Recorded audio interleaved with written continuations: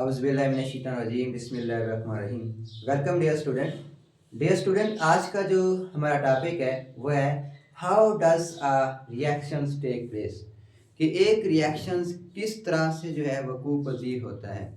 अच्छा, इस लेक्चर्स का जो एक हिस्सा, जो पहला हिस्सा है, वो इससे जो पहली वीडियो थी प्रीवियस लेक्चर्स, उसके अंदर अपलोड कर दिया गया है। ये एक छोटा सा हिस्सा था रिमेनिंग इस how does a reaction take place इसका, तो वो हम इस लेक्चर्स के अंदर जो है आपको बताया जा रहा है।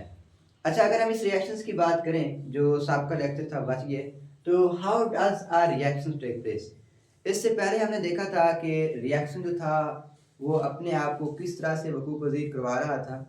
अच्छा, इसी तरह यहाँ पे जो इसका सबका जो टॉपिक है उसमें बचा हुआ जो है वो है एक्सोथर्मिक रिएक्शंस और एंडोथर्मिक रिएक्शंस। अच्छा, अगर हम एक्सोथर्मिक रिएक्शंस की बात करें, एक्सो कहते हैं एक ऐसा रिएक्शंस जिसके अंदर जो हीट होती है वो बाहर खारिज होती है। एक्सो मतलब खारिज होना, थर्मिक कहा जाता है हीट को। तो एक ऐसा केमिकल रिएक्शन जिसके अंदर जो हीट है वो खारिज हो, इवॉल्व हो, ऐसा रिएक्शंस एक्सोथर्मिक रिएक्शंस कहलाता है। अच्छा, आइए देख, यहाँ पे लिखा है कि एक्टिवेशन एनर्जी।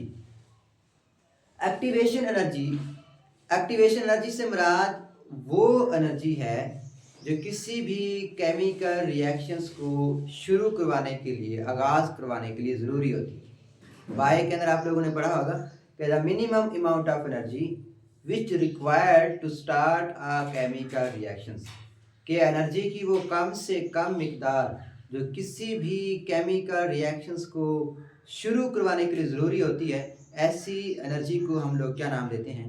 Activation energy. लेकिन अगर हम केमिस्ट्री के अंदर गौर करें तो यहाँ पे कहा जाता है कि the energy absorbed bye reactants, कि एक ऐसी एनर्जी जिसको जो रिएक्टेंट्स हैं, रिएक्टेंट्स हमने ये प्रीवियस लेक्चर में बताया हुआ है कि रिएक्टेंट्स क्या होते हैं।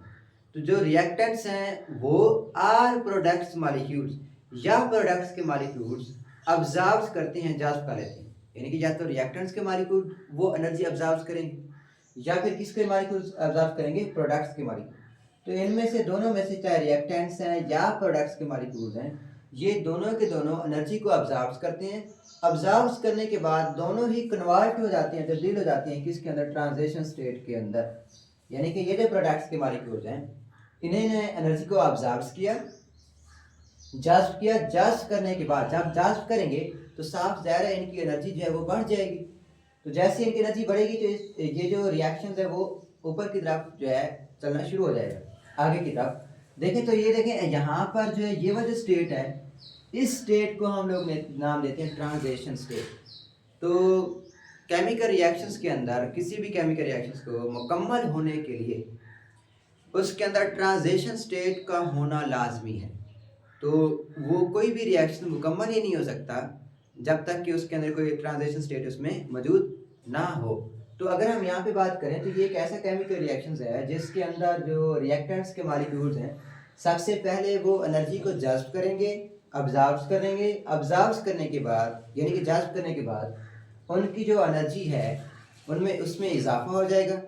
जैसे ही इजाफा होगा तो जब रिएक्शन आगे की तरफ जाएगा तो एक सिचुएशन, एक ऐसी हालत भी आएगी उस केमिकल रिएक्शंस के अंदर जिसके अंदर जो रिएक्टेंट्स के मॉलिक्यूल्स हैं या प्रोडक्ट्स के मॉलिक्यूल्स हैं, उनके अंदर जो एनर्जी है वो सबसे हाईएस्ट एनर्जी होगी। जैसा कि ये वाली स्टेट एक ऐसी है जहाँ पर जो एनर्जी है मॉलिक्यूल्स के अंदर वो क्या है? सबसे ज़्यादा पाई जाती है। देखें ये एनर्जी की स्टेट है, लेट्स सपोज कि ये 10 है, सॉरी ये 0 है, ये हमारे पास 10 है और ये हमारे पास क्या है? 20 है।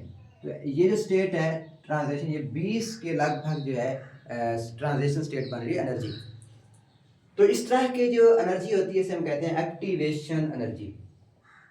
अच्छा, उसके बाद आ जाए इंथैल्पी जो है किसको कहा जाता है? ठीक है, इंथैल्पी ऑफ रिएक्शन, जिसको डेल्टा एच से जो है शो किया जाता है।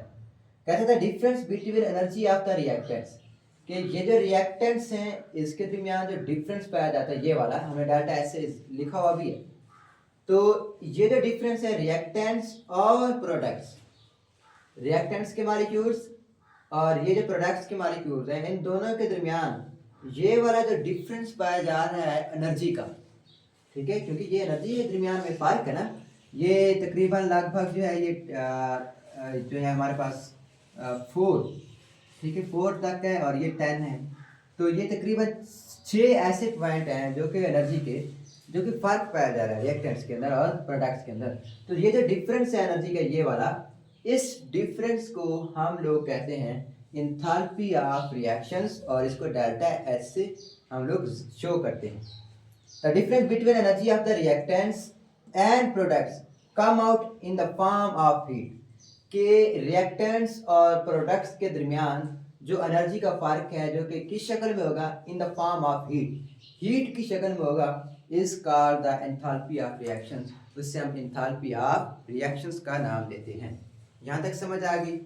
फिर एक दफा सुन लें कि ये जो फ़र्क है एनर्जी का, हीट का रिएक्टेंट्स के दरमियान और प्रोडक्ट्स के दरमियान, इस फ़र्क का क्या नाम होता है? Enthalpy of reactions. अच्छा, इसके बाद आगे आते हैं एंडोथर्मिक रिएक्शंस। एंडो कहा जाता है इनसाइड, थर्मिक कहा जाता है हीट को। तो एक ऐसा केमिकल रिएक्शंस जिसके अंदर की तरफ हीट है, बाहर से अंदर की तरफ हीट है, यानी कि एक ऐसा केमिकल रिएक्शन जो हीट को अब्जॉर्ब कर रहा हो, जज्ब कर रहा हो, ऐसे रिएक्शंस को हम लोग एंडोथर्मिक रिएक्शंस का नाम देते हैं। अच्छा, यहाँ पे हम देखेंगे एंडोथर्मिक रिएक्शन के अंदर कि ये हमारे पास एक ग्राफ दिखाया गया है। इस ग्राफ के अंदर ये रिएक्टेंट्स हैं और ये क्या है? प्रोडक्ट्स हैं। और ये जो हमारे पास इक्वेशन है ये है हीट ऑफ या एक्टिवेशन एनर्जी, किसी भी केमिकल रिएक्शंस को, यहाँ पे भी हमें लिखा हुआ है एक्टिवेशन एनर्जी है जो कि किसी केमिकल रिएक्शंस को आगाज करवाने के लिए ज़रूरी होती है। अच्छा, इफेक्ट्स ऑफ कैटलिस्ट। कैटलिस्ट की मैंने पहले भी बात की है कि कैटलिस्ट से मुराद कोई भी ऐसी चीज़ या सब्सटेंस जो किसी केमिकल रिएक्शंस की, अगर कोई रिएक्शंस हो रहा है और अगर वो स्लो हो रहा है, तो अगर कैटलिस्ट का आप इस्तेमाल करेंगे रिएक्शंस के अंदर, तो उससे जो रिएक्शन की जो स्पीड होगी वो कई गुना उसमें उसकी जो स्पीड को क्या कर देगा, वो बढ़ा देगा, इंक्रीज कर देगा। तो ऐसा सब्सटेंस को हम लोग कैटलिस्ट का नाम देते हैं जो किसी केमिकल रिएक्शन की जो स्पीड है उसको क्या करता है, इंक्रीज करता है। तो यहाँ पे कहते हैं कि इफेक्ट्स ऑफ कैटलिस्ट, कि अगर हम लोग कैटलिस्ट का इस्तेमाल करेंगे तो कैटलिस्ट इस्तेमाल करने से क्या असरात हो सकते हैं।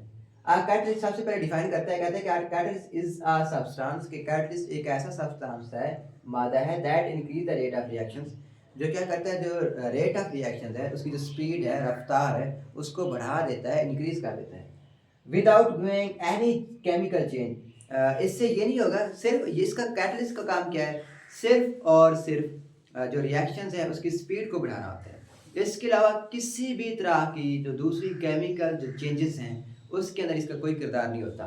तो इसलिए हम लोग कहते हैं without going any chemical change, permanent any chemical change, किसी भी परमानेंट केमिकल चेंज की तरफ ये नहीं जाता। उसके बाद कहते हैं कि कुछ यहाँ पे कैटलिस्ट की मिसाल दी हुई है और आगे जो चीज़ें प्रोडक्ट्स बन रही हैं उनके भी नाम बता रहा है। कहते हैं कि निकल इज अ कैटलिस्ट, ठीक है, in hydrogenation of oil to form vanaspati घी।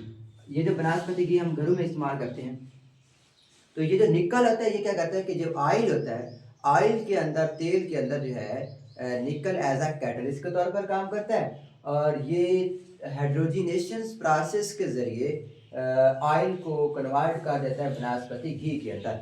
तो यहाँ पर जो प्रोसेस या रिएक्शन हो रहा है उसके अंदर निकल क्या करता है, एज अ कैटलिस्ट के तौर पर काम करता है, और इस हाइड्रोजनेशन का जो प्रोसेस है घी बनने के लिए इसको तेज़ कर देता है। इस तरह हमारे पास प्लाटीनियम है, इस preparation of H2SO4, king of the chemicals, कि प्लाटीनियम जो है, यहाँ पर प्लाटीनियम जो है एज अ कैटलिस्ट के तौर पर काम कर रहा है सल्फ्यूरिक एसिड को बनाने के लिए। अच्छा, इस तरह हमारे पास जो ज़मीन है, ज़मीन के ऊपर अल्लाह ताला ने हवाओं का एक गुलाफ रखा हुआ है, ठीक है, जो सूरज की जो रोशनी आ रही है, रेडिएशंस आ रही हैं, शुआएं, तो वो जो लेयर है, ठीक है, जिसमें मुख्तलिफ गैसेस पाई जाती हैं, वो लेयर हमारी इस अर्थ को सूरज की रेडिएशन से, सूरज की रोशनी से प्रोटेक्ट करती है। तो वो बेसिकली एक लेयर है जिसे हम कहते हैं ओजोन लेयर, और उसके अंदर जो ऑक्सीजन के 3 मॉलिक्यूल्स मौजूद होते हैं, ठीक है, ओजोन, ऑक्सीजन के 3 मॉलिक्यूल होते हैं, तो इसे हम कहते हैं ओजोन का ये फार्मूला है। तो ये जो हमारे पास क्लोरीन है ये एक्ट करती है as a catalyst in break down of ozone, कि ये जो कैटलिस्ट है ये क्लोरीन जो है एज अ कैटलिस्ट के तौर पर काम करती है और ये अजोन्स के मॉलिक्यूल्स को ब्रेक डाउन करने में अहम किरदार अदा करती है। तो ये एक छोटा सा एक टॉपिक था, उम्मीद काफ़ी है कि आपको समझ आ चुकी होगी। मज़ीद अगर कोई सवाल है तो आप कमेंट सेक्शन में पूछ सकते हैं। तब तक आपको बेस्ट ऑफ लक। अल्लाह हाफ़िज़।